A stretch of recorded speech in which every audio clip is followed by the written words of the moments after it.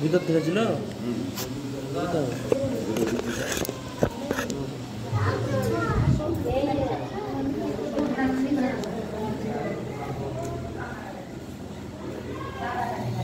একটু ফটফট করছে মাঠে পরের গন্ডগোল হয়েছে।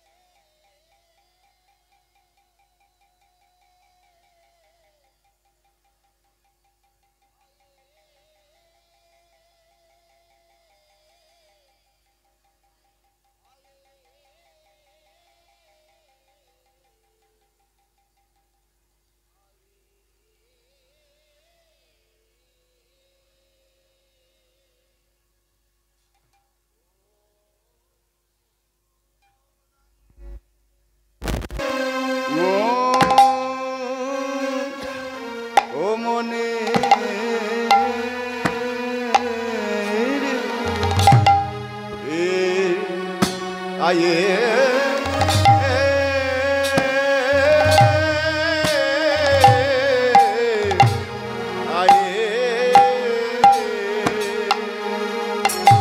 আরে আজরে গৌরাঙ্গের মনে কি ভাব উঠিল আয়া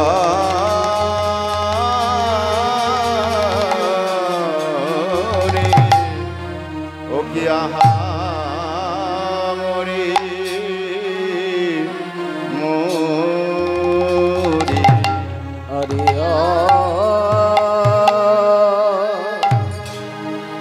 আজরে গো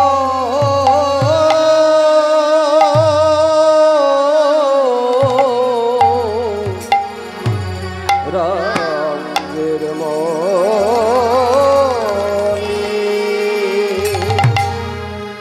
এ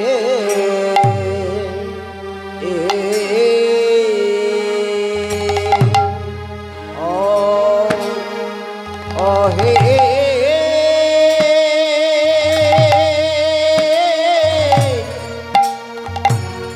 আয়ে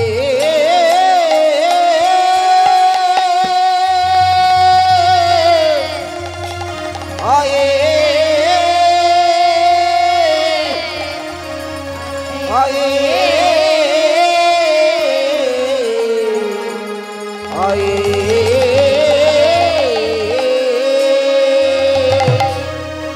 গোরার আমার যায় রে ভাবে আয়ে আয়ে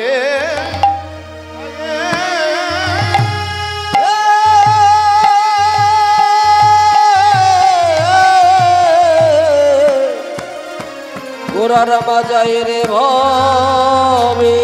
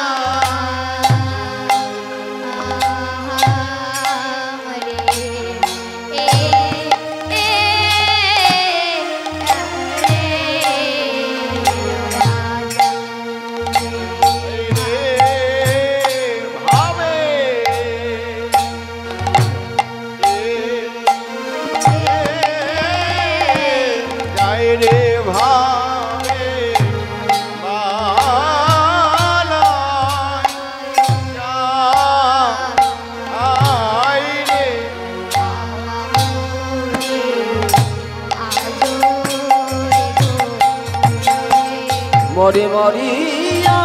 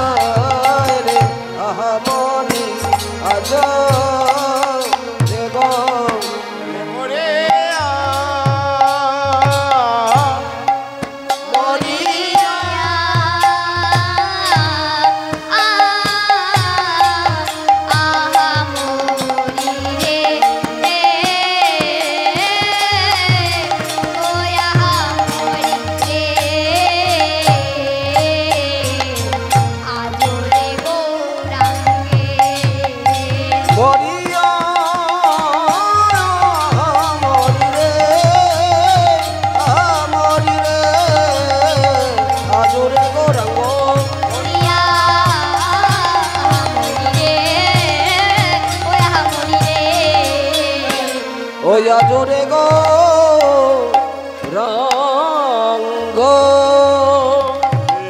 আজরে গো রাঙ্গের মনে অজরে গো রঙের মনে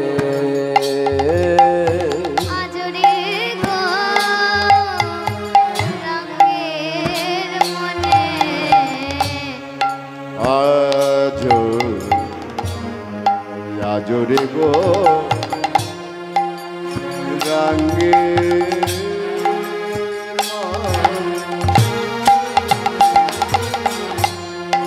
কি ভাব ওঠে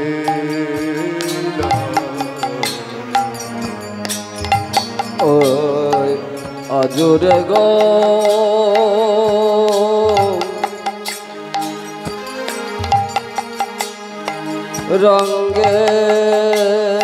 রঙের মনে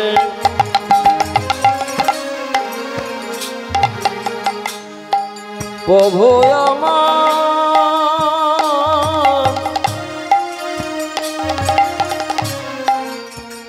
কিন ভাবে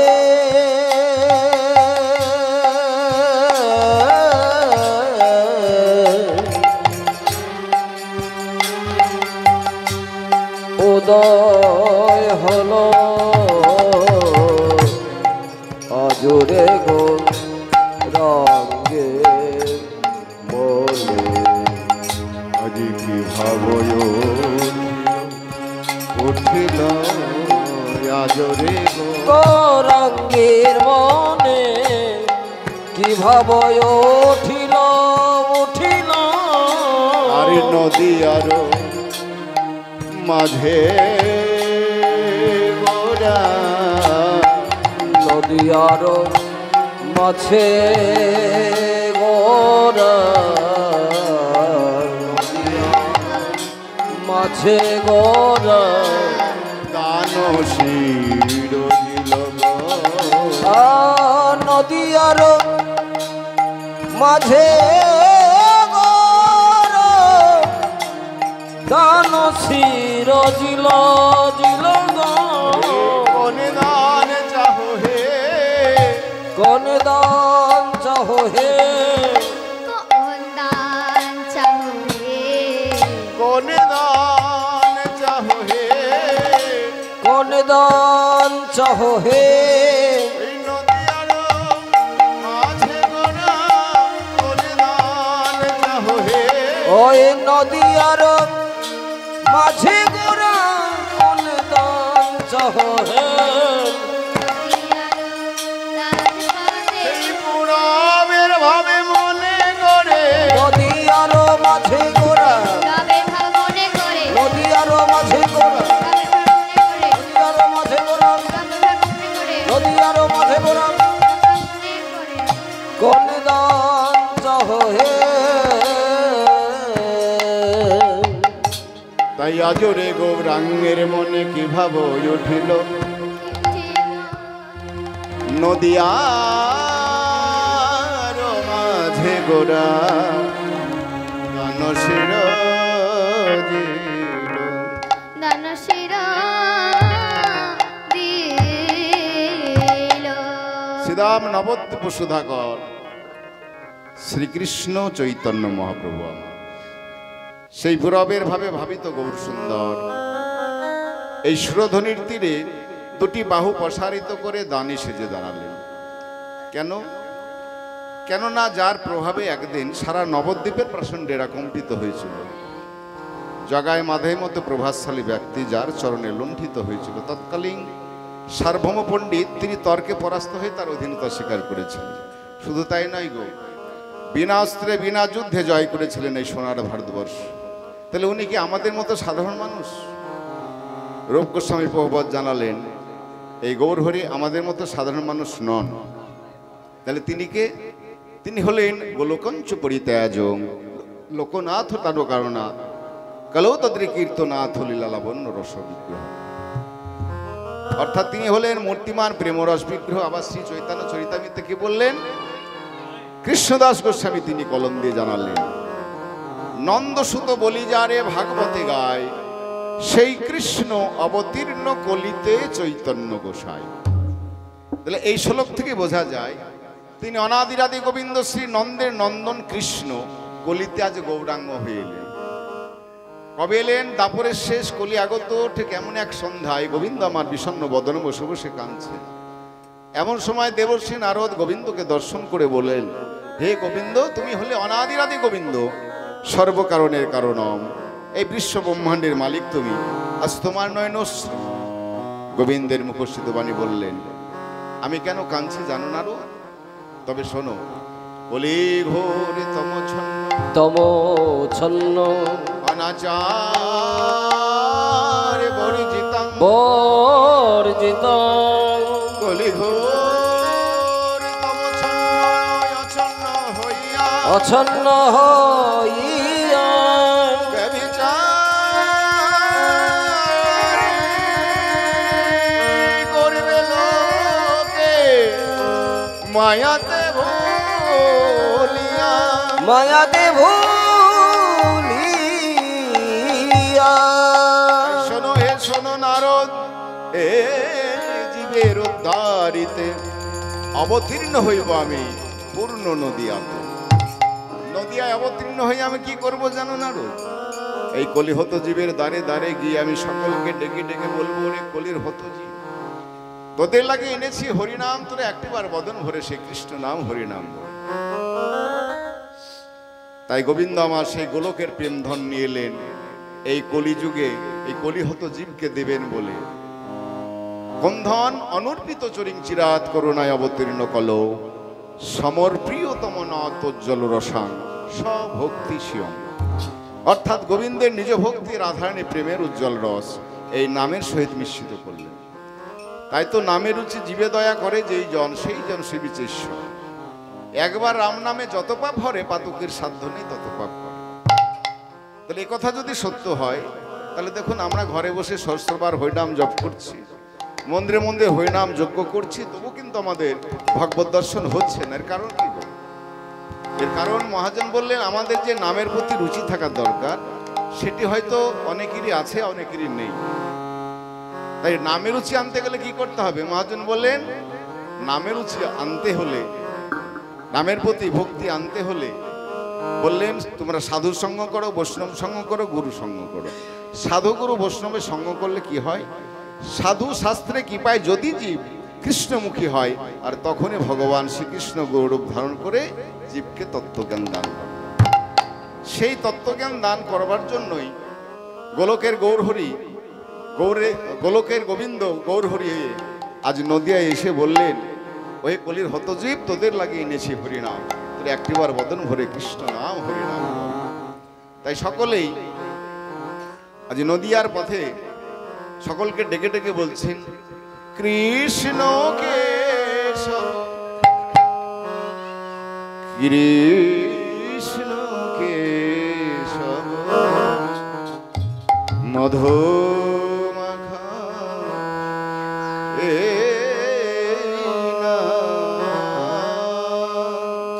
কৃষ্ণ কেশব কৃষ্ণ কেশব মধু মাখা এই নাম হরি নাম সুধা মাখা এই নাম কৃষ্ণ কেশব কৃষ্ণ কেশব মধু মাখা এই নাম হরি নাম সুধা মাখা এই নাম জপরে জপরে জপরে রসনা জপরে জপরে জপরে রসনা জপরে জপরে জপরে রসনা জপরে জপরে রসনা জপরে জপরে জপরে রসনা মধু মাখা এই নাম হরি নাম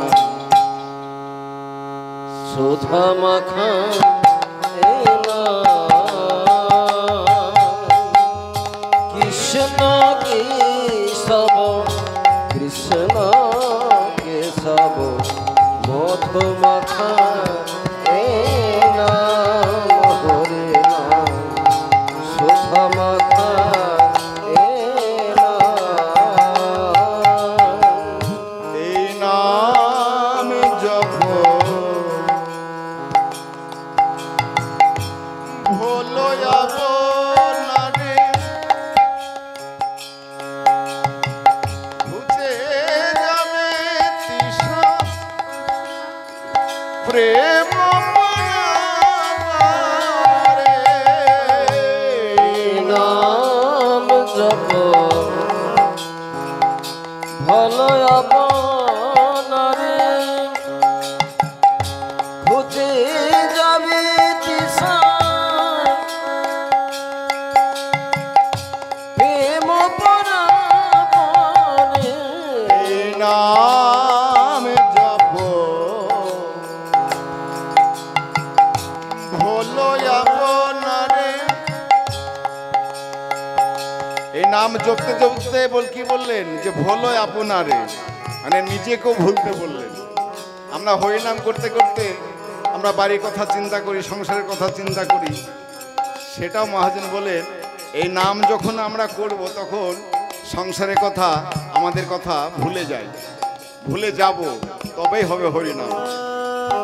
এই নাম জপ ভালো আপনারে হরিব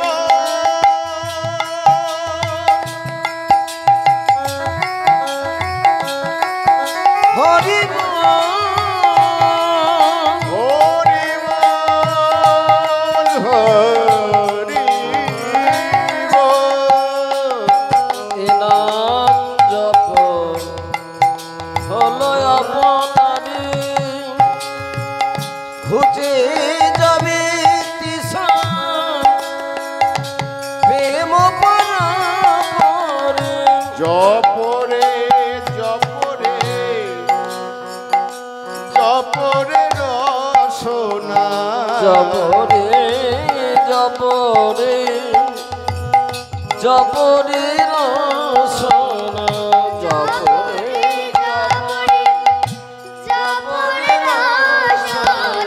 মধু মাখা এই নাম হরি নাম সুধা মাখা এ নাম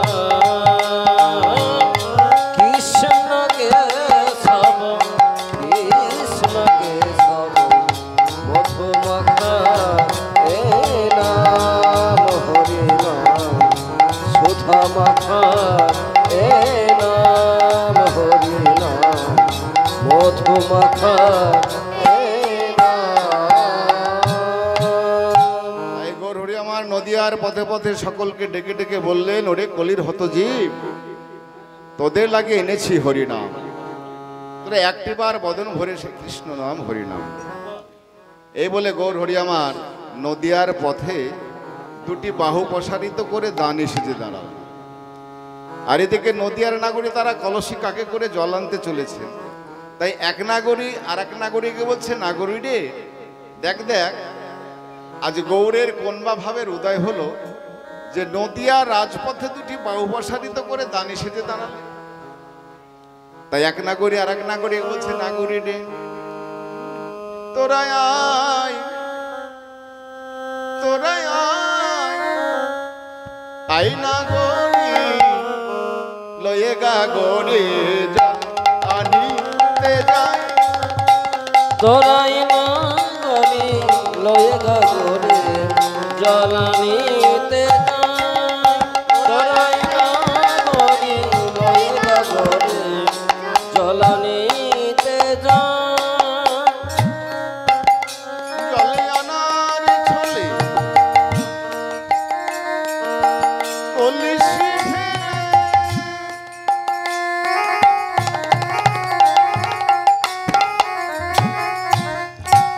দেখব মোরা শ্যামরা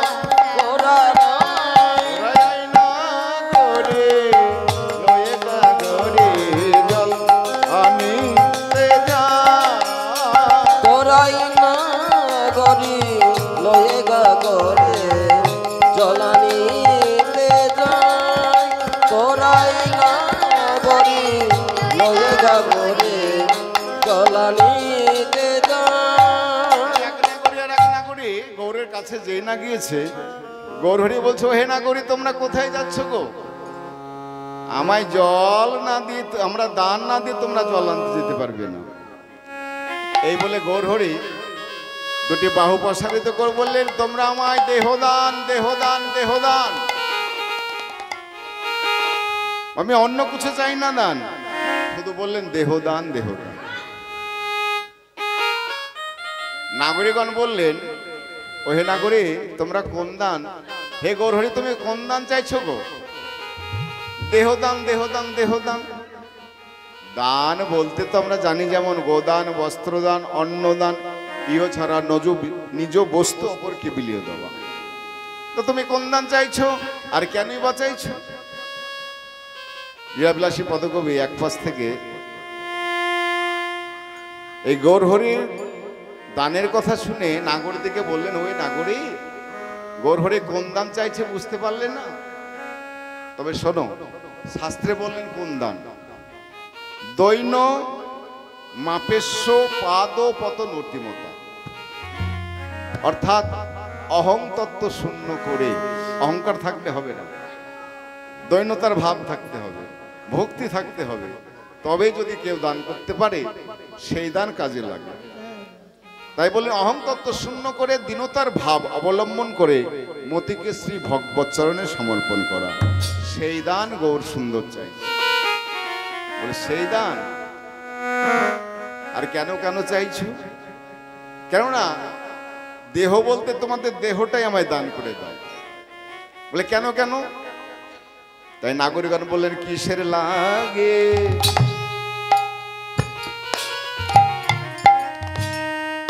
দান চাহ,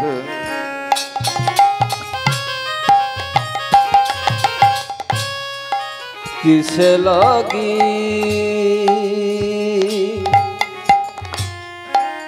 দান চাহ, কিসে লাগি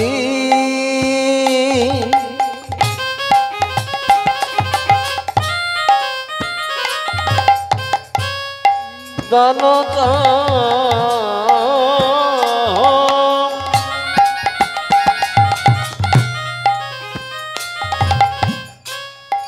গোরায় আমার গোরা,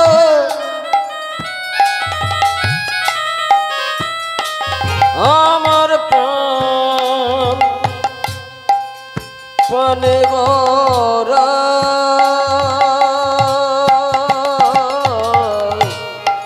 কিসে লাগে দান যাও,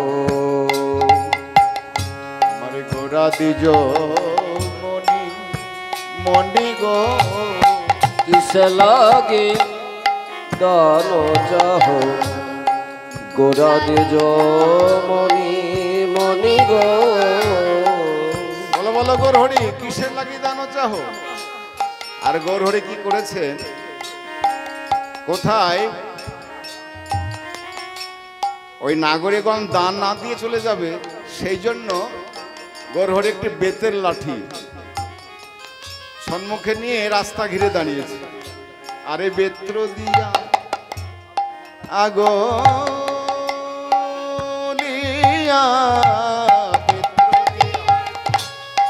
বেত্র দিয়া আগলিয়া,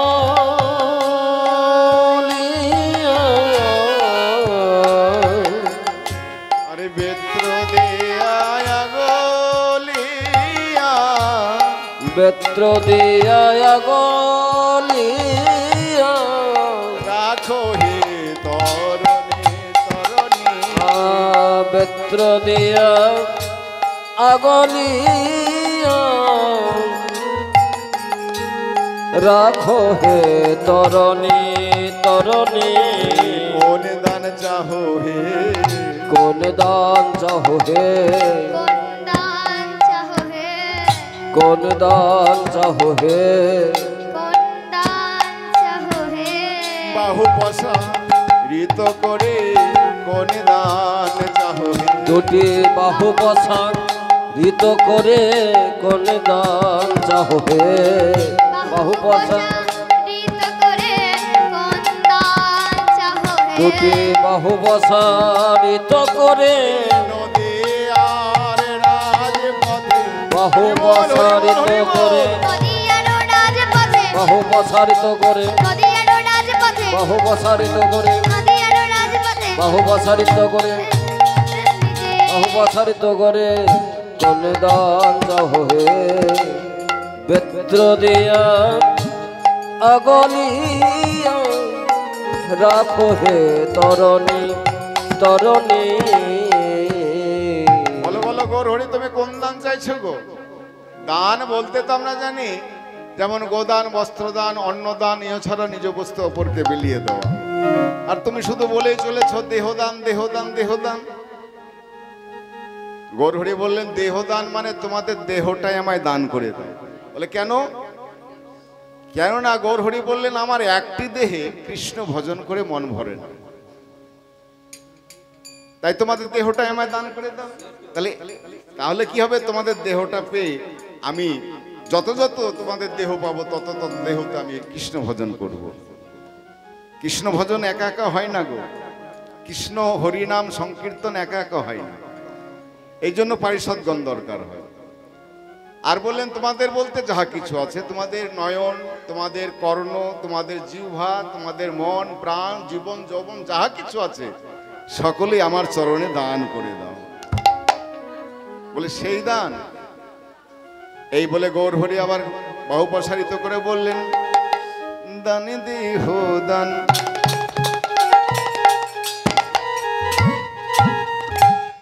দেহ বলে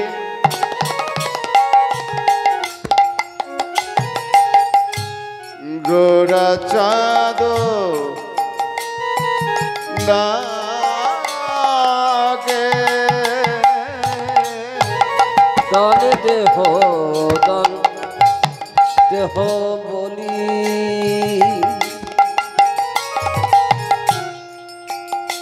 আমার গোরা চদন ডাকি দেহ দান দেহ বলে গোরা চাঁদ ডাকে দান দেহ দান দেহ বলে গোরা চাঁদ ডাকে রে। দান দেহ বলি আমার গোরা চাঁদ ডাকি আবার নদিয়া নগরী সব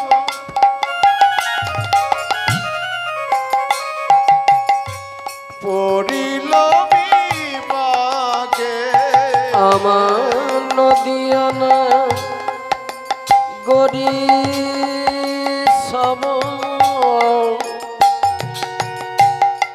পড়িল বিপাকি গৌরী সব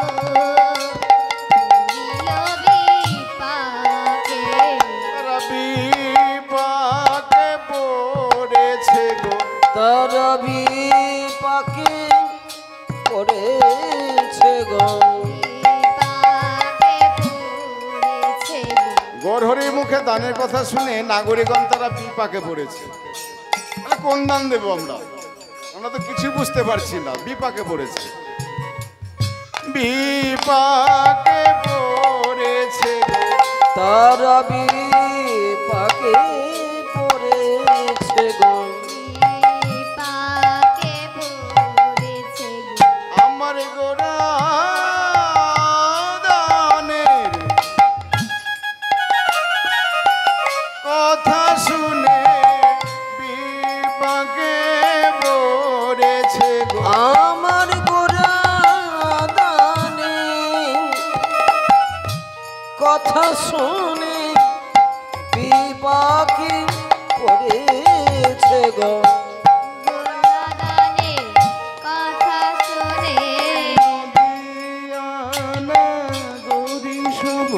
আমার গোরা দানির কথা শুনে নদিয়া নাগরী সব আমার গোরা দানির কথা শুনে নদিয়া নাগরী সব আমার গোরা দানির কথা শুনে নদিয়া নাগরী সব গোরা দানির কথা শুনে নদিয়া নাগরী সব তারা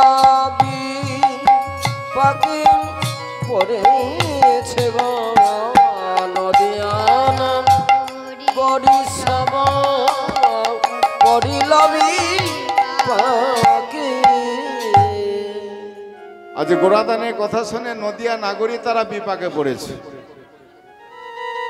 যে আমরা কোন দান দেব, কিন্তু গৌরহরি বললেন ওহে নাগরী, ওহে নাগরী তোমরা আমায় চিনতে পারলে না? সেই ব্রজনীলায় তোমাদের কাছ হইতে আমি দান গ্রহণ করেছিলাম। কবে জানো?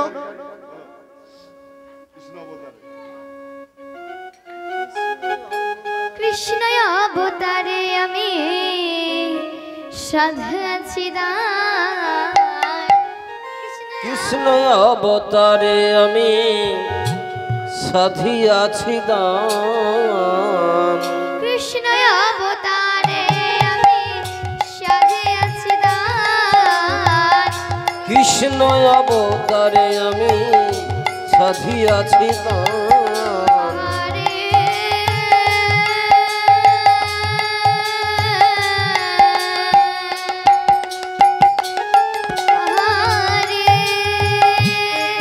আহারে